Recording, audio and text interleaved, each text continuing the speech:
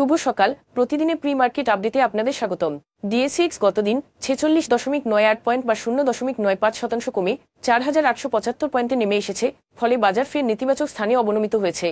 বাজারের লেনদেনের পরিমাণ ছিল 344 কোটি টাকা, যা আগের দিনের তুলনায় 5.54% কম।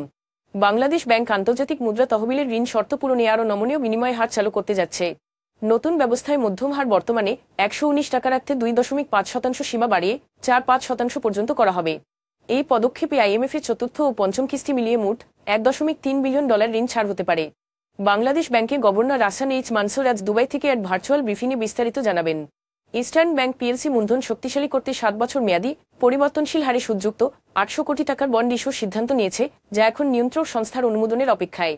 ব্যাংকটি 2025 সালে প্রথম প্রান্তিকে 181.92 কোটি টাকা মুনাফা করেছে এবং শেয়ার প্রতি নগদ পরিচালন ব্যয় উল্লেখযোগ্য বৃদ্ধি দেখাতে সক্ষম হয়েছে। ওয়ালটন হাইটেক ইন্ডাস্ট্রিজ শ্রীলঙ্কায় 10 বছরের একচেটিয়া পরিবেশক চুক্তির মাধ্যমে ব্যবসা সম্প্রসারণ করেছে।